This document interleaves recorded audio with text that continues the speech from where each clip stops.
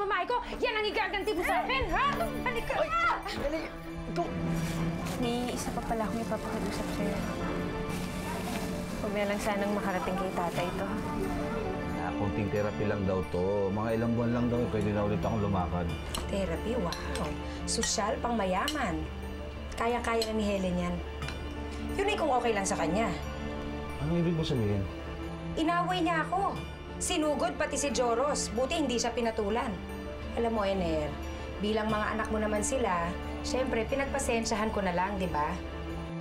Ikaw, Helen, kung ayaw mo pagalitan, huwag mo dalhin sa trabaho ang problema mo, ha? Kung anong problema mo sa bahay, iwan mo lang ito. Kasi ako, ayoko maapektuhan sa problema mo. Nagkakaintindihan ba tayo? Opo. Wala nang makita ka, wala nang hinanap pa, pagkat sa piling mo'y anong ligaya ng puso ko. Mula nang ibigin ka, naging pangarap ko na ang makasama ka ngayon at magpakailanman. Hindi ko inaakala na madaramang ganito, na sa bawat sandali ikaw ang hanap ko. Ano ba? Bakla ka ba? Bakit? May problema ka ba down dito? Ang para sa akin.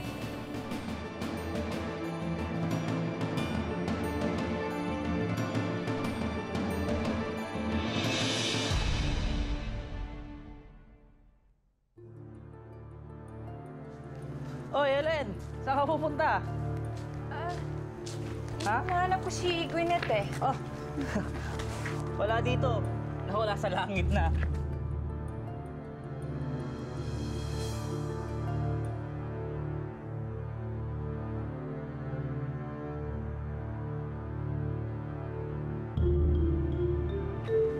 Ano nasa langit? Ang ibig kong sabihin, baka nagpas pa. Di ba masarap yun? Masarap yung pakiramdam nun. Para kang lumulutang sa langit. Wala dyan. Alam mo, hindi kami. Alabo mo kausap.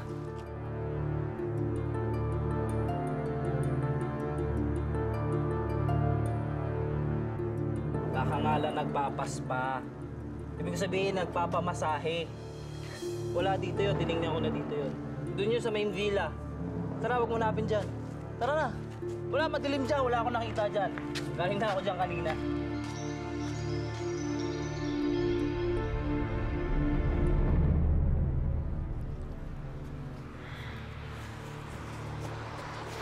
Wow. Wala bang round 2? I can say, magaling ka pala talaga. Hindi na to dapat maulit. Marami na nagsabi sa akin yan. Pero bumabalik pa rin sila.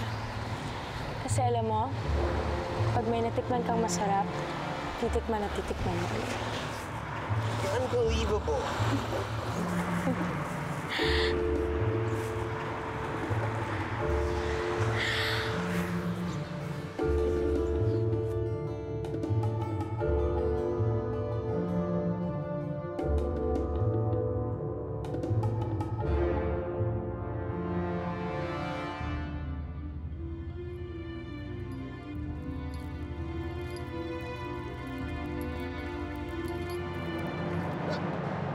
Tingnan mo ako!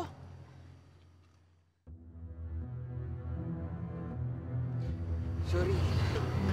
Hindi ko sinasadya. Pasensya ka na rin ah. Hindi dapat kita pinuntahan dito eh, pero hinahanap ko kasi si Gwyneth. Si Gwyneth? Hindi ko alam kung nasan siya eh. Siguro nag-iikot na naman yung babaeng yun. Pero hayaan mo, sigurado babalik din sa kwarto niya. Sige, hanapin ko na lang muna si Gwyneth.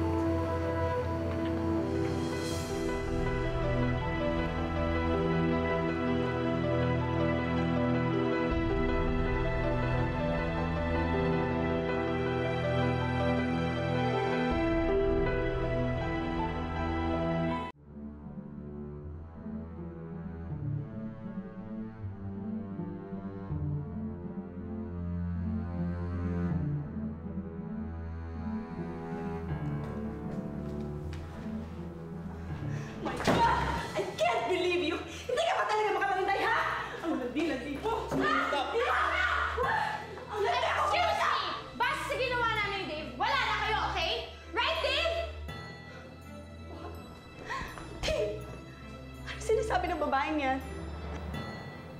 Yeah, why don't you tell her, Dave? Para manahimik na yung babaeng yan. Maasa pa kasi yan. Please. Both, shut up! No, Dave. Explain everything to me. Ano sinasabi ng babaeng yan? Ha? Dave, you can't do this to me. May chance pa tayo, di ba? We can still work things out. I don't think so. Hindi ka! Hindi ka! Hindi ka!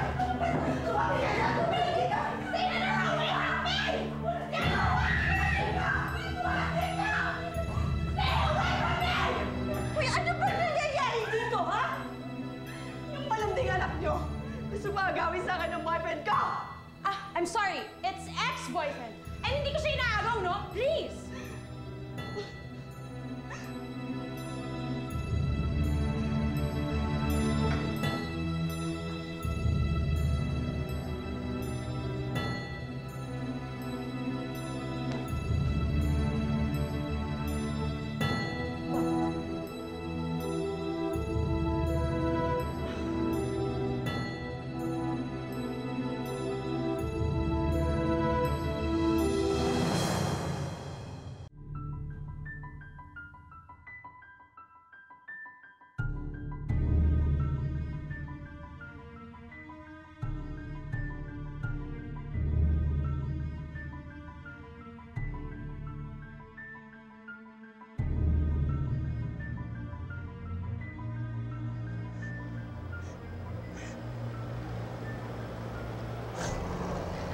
Anong ibig sabihin nun, Dave? Please, sabihin mo sa akin ng totoo. I need an explanation. Explanation? Wala akong dapat explain sa'yo dahil matagal na tayong wala. Okay, I get it. Nasaktan kita. Galit ka sa akin at gusto mong gumante. Make things even. Pero my God, Dave! Si Gwyneth, of all people, siya pa ang napili mo. Sa tingin mo sinasadya ko ang lahat ng to para masaktan kita? Please remember, not everything's about you. So inaamin mo nga, may nangyari sa inyo. That bitch! May nangyari man sa amin nung wala. Wala ka na doon dahil matagal na tayong break. Pakitanim sa isip mo yun. I don't mean that, Dave. Inaamin ko, nagkamali ako. Pinagsisisihan ko na yun. And now, na-realize ko, mahal talaga kita. Gusto niyo ni Gwyneth. Handa kong kalimutan yun. Magsimula tayo ulit. Please, please, please. Please.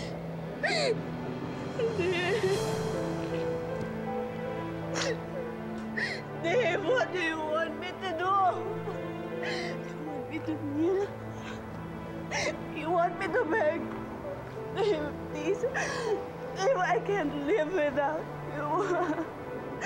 Oh, God, please, please, Dave.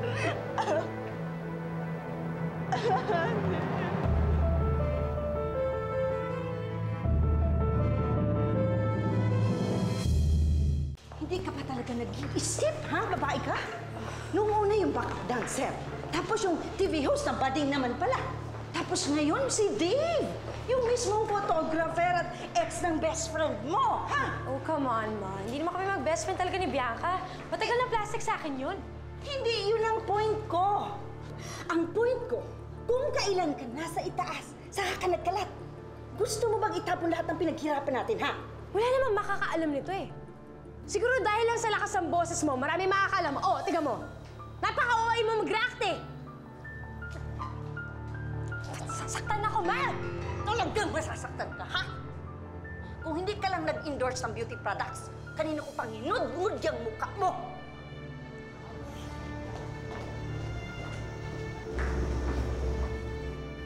O ano? Anong tinitingin-tingin mo dyan? Sumama ka doon! Hindi ko kailangan ng awa mo. Ikaw din!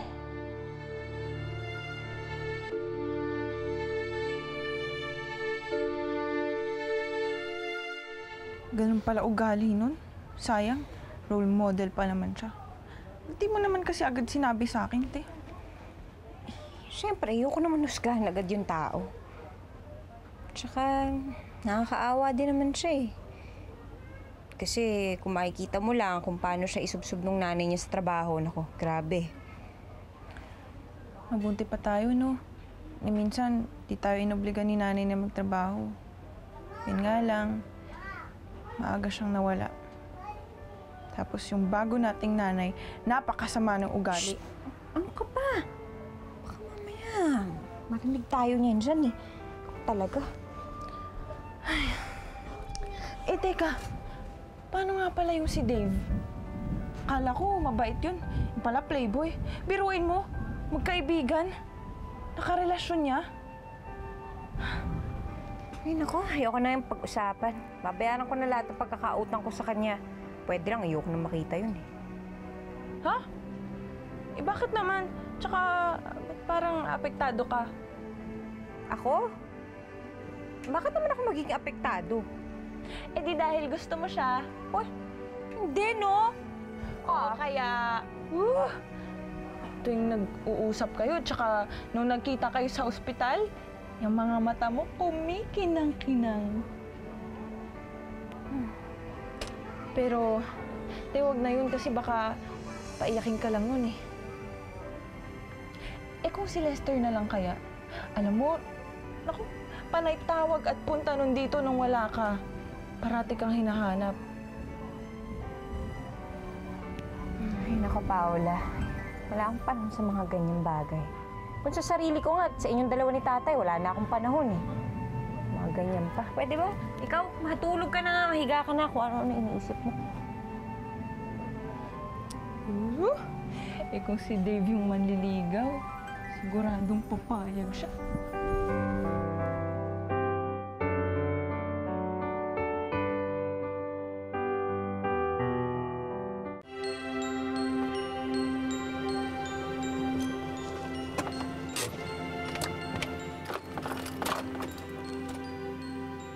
Uy, nag-aaway na yung dalawang babaeng nagkakandara pa sa'yo. Ibang babae pa rin yung isip mo. Huwag mong sabihin kaya ka nagkakaganyan, ha? Parang mas apektado ka pa yata dahil sa gumuho ng tingin ng babae sa'yo, ha? Ewan ko ba ano nangyari sa akin, pare. Para bang biglang naging importante sa akin ang reaksyon ni Helen. Kaya ko naman. Alis na ho ako, ha? Sige, mag-ingat po. Ano ba kayo, mga bulag? Hindi nyo ba nakikita tong notice ng kuryente tsaka tubig? 1 linggo na? Wala man lang ni isa sa inyo magkusa magbayad. Huwag ka na magalit, abay. Gagawin ko ng paraan. Baka makahire mo ko kay parang Elmer. Anong utang na naman? Tapos ako na naman magbabayad. Ako na naman. Hindi, pagka medyo gumalingtong pa ako, di maghanap ako ng pagkakakitaan. Tay, ano ba naman kayo?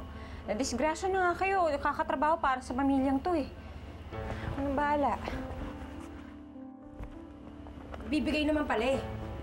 Naghintay pa. Sana binigay agad. Parang naghihintay pang makalibre.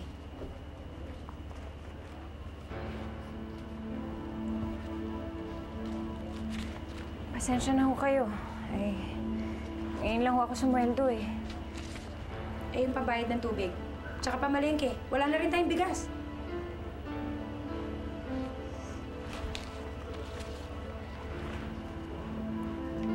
Baka gusto mo ko bigyan ng extra. Yung kapatid mo kasi butas na yung rubber shoes eh.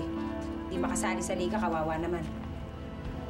Siyang kasi kailangan ko pang bayaran yung inutangan ko para sa pambayad sa ospital ni tatay eh. Sino? Yung photographer? Naku, ilalandiin mo lang naman yun eh. Ruby!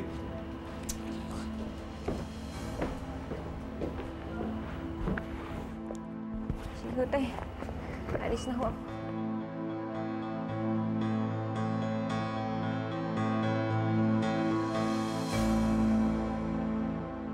Pakiramdam ko, hindi na ako magtatagal.